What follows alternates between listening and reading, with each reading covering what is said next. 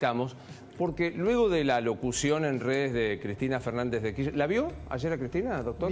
Vi algunas partes, porque la verdad que es un plato demasiado fuerte para mí, para ver todo. ¿Qué impresión jurídica y personal se llevó? Y nefasta, porque es una persona, por un lado, que da vuelta a las cosas.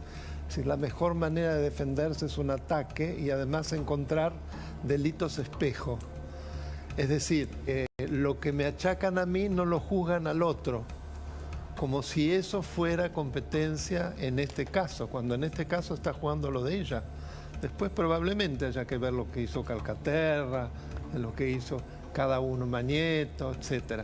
Y al mismo tiempo, en el infantilismo, a mi modo de ver, en el que cayó, incriminó a su marido, porque sí, evidentemente si ella habló de negociaciones que tenían no a la luz del día entre Mañeto y su marido, hay algo que no es limpio. Dijo además, en alguna manera, incriminó a todo el peronismo, como que todos los peronistas, todo el peronismo siempre robó, implícitamente también lo dijo. O sea, realmente una locura. Yo creo que esto, lejos de beneficiarla, la perjudica enormemente. A mí me preocupa también la reacción de algunos integrantes del Poder Judicial. Me gustaría, lo mencionábamos antes cuando hablamos con el doctor Gallo Tagle, hablar de un juez de la Nación, que es el doctor Ramos Padilla, sí, que habló de esta manera. Todos cuidemos a Luciani, porque ya sabemos cuál es la última arma que pueden llegar a usar para la violencia extrema, ¿no es cierto? Sí, ya lo hicieron una vez. Lo hicieron. Ya lo hicieron una vez. No son novedosos. Que le pongan un psicólogo para que no se suicide. No, pero ahí que en el país más psicoanalizado del mundo... Eso es lo que están insinuando ellos. Sí, es Tornelli. Porque es Tornelli lo yo dijo. Lo que había dije, los jueces le perdieron el miedo, hay que devolverles el miedo a que se les aplique la ley a ellos. Entonces yo soy violento porque estoy diciendo que los jueces tienen que tener miedo de no cometer delitos. ¿No es una suerte de apología? Primero mal gusto, ¿no? Pero una suerte de apología de la violencia. Es una persona realmente impresentable, es una suerte de barra brava, no de juez. Con la designación de este juez, el kirchnerismo demuestra de qué manera quiso denigrar nuestro Poder Judicial. Poner un barra brava, una persona grosera que habla de otros jueces y además que sin ninguna duda hay una suerte de apología del delito. Él está cometiendo delitos, además está llamando a la violencia, como ya hizo con esas lamentables manifestaciones que además fueron un desastre ante la Corte, insultaba a los miembros de la Corte. Es increíble que este hombre no se haya sometido rápidamente a un juicio político, porque es vergonzoso que siga en el Poder Judicial semejante energúmeno. Doctor, hay una discusión respecto de las pruebas presentadas por el fiscal Luciani. En el kirchnerismo dicen, no está el WhatsApp de Cristina dándole órdenes. Usted no sé si siguió... Sí, eso lo seguí. ¿Qué piensa de eso? Y me parece que es un disparate. ¿Por qué? Porque tampoco cuando se juzgó a las juntas, se juzgó en base a órdenes escritas. Nadie cuando va a cometer un delito lo deja escrito. Siempre es en función de prueba indiciaria y de una recomposición de todos los elementos del caso para llegar a la convicción del juez que efectivamente se produjo o no se produjo. Si no, nunca se podía incriminar a nadie.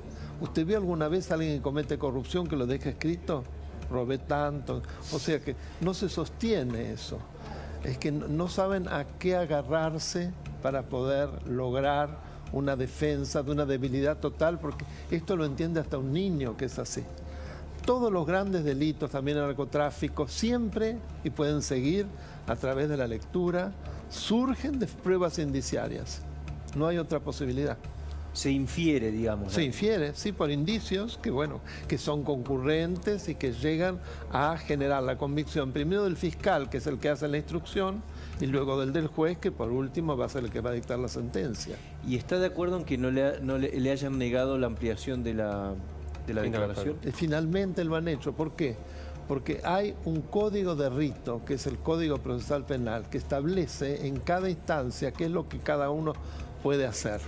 A ella tuvo la gran suerte que en otras circunstancias jueces de justicia legítima le permitieron intervenir cuando no estaba, si se estaban modificando a través de un juez que modificaba el Código Procesal Penal. En esta oportunidad finalmente se respetó la división de poderes. Eso es del Poder Legislativo. El juez no puede cambiar el Código Procesal Penal y darle una instancia a un acusado porque se le antoja poder participar. Además, como bien dijo el fiscal Luciani, viola totalmente el principio de igualdad ante la ley. Claro. Resulta que algunos son más iguales que otros y pues se les da la gana cualquier cosa y lo hace. Además ella va a tener oportunidad de poder expresarse, no es que no va a tener. Se empieza a agitar el fantasma del indulto. Sí. ¿Sería indultable? O sea, ¿está en condiciones jurídicas la doctora Cristina Fernández de ser indultable? Para que haya indulto tiene que haber pena. Todavía no hay pena ni siquiera en primera instancia. En segundo lugar, no estamos hablando solo de este proceso. Es realmente un enjambre de procesos. Entonces no sé qué es lo que quiere el doctor Zaffaroni, una especie de indulto preventivo que claro, de manera abstracta alcance a todos los posibles delitos en los que vaya a incurrir Cristina, su familia y sus adláteres. Es humo, es una venta de humo. Esto es efectivo. No nos centremos en lo principal, que es el proceso y la maravilla de lo que Luciani y Mola han hecho, que es una esperanza, una bocanada de aire puro. A mí me ha dado realmente un impulso, me ha conmocionado. Además, lo impactante en lo humano, en lo jurídico y en la capacidad de trabajo y en la valentía.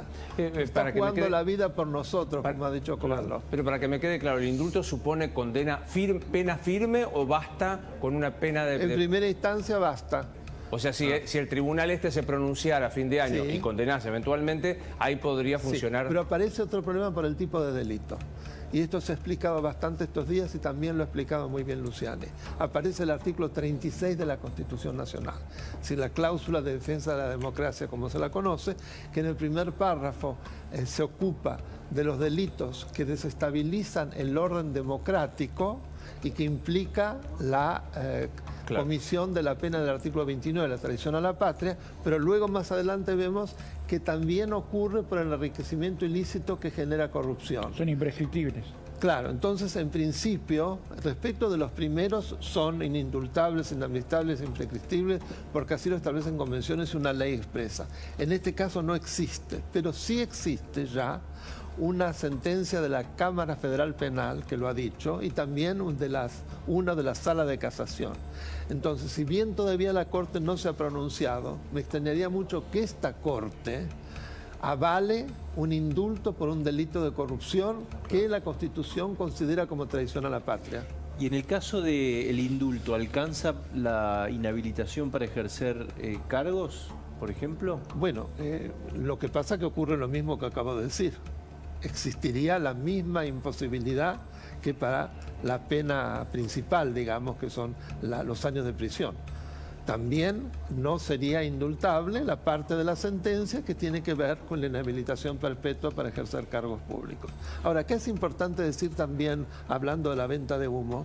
Que acá no hay ninguna proscripción. Hasta que no haya sentencia firme, se pueden presentar tranquilamente. Entonces, realmente... Pacíficamente resuelto por la Corte esto ya. Eso totalmente. ¿Por qué no? Porque surge de la Convención Interamericana de Derechos Humanos. Entonces, el caer en la mendacidad de esta manera realmente da vergüenza. Que primero empezó el canciller, después, bueno, obvio, toda la cháchara de los demás seguidores. Déjeme hacerle una última pregunta, Daniel, ya no como jurista, sino como un argentino que ha vivido unos cuantos años la realidad argentina. ¿Cuánto le preocupa azuzar la violencia callejera o tomar la calle para responder a un proceso penal? Me preocupa muchísimo. Primero, porque es una violación al principio de separación de poderes. Segundo, porque parte de una concepción conforme a la cual la justicia tiene que ser política, tiene que acompañar al poder político, que es lo que siempre pensó el peronismo y que se ha cansado de decir Cristina, inclusive reivindicando el bonapartismo. El bonapartismo es esto, es decir, era Luis Napoleón III, que lo expresaba claramente. Él era el monarca pueblo, por lo tanto todo lo que se antepusiera a la voluntad del monarca pueblo iba contra el pueblo. ¿Y quiénes, decía él? Esto estamos hablando más de 2 siglos. El Poder Judicial y los medios de comunicación. Así que no hay ninguna innovación, es volver... Y eso que ya dice que sería lo dinámico, lo moderno, porque la Revolución Francesa es vieja, Montesquieu es viejo, es volver al antiguo régimen. Claro. No Totalmente. tiene nada de nuevo. Esto nos retrotrae a lo que la Revolución Francesa combatió afortunadamente. Un gusto verlo como siempre. Gracias por invitarme. Gracias por venir.